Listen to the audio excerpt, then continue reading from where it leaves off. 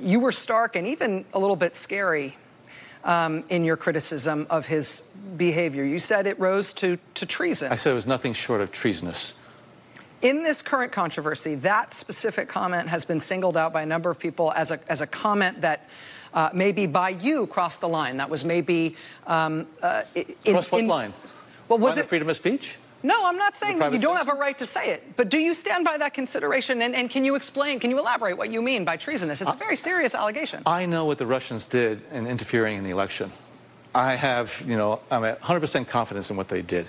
And for Mr. Trump to stand on that stage in Helsinki with all the world's eyes upon him and to basically said he doesn't understand why would the Russians interfere in the election. He's given Mr. Putin and the Russians a pass time after time after time. And he keeps referring to this whole investigation as a witch hunt, as, bogus, as, And to me, this was an attack against the foundational principle of our great republic, which is the right of all Americans to choose their elected leaders.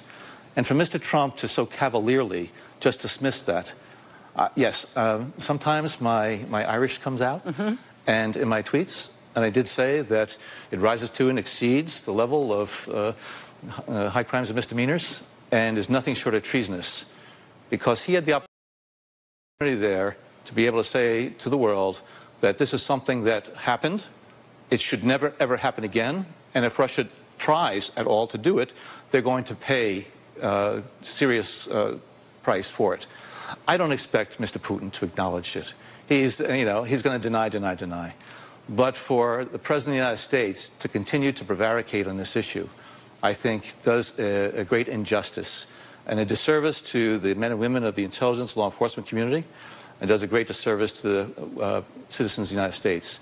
And that's why I said it was nothing short of treasonous.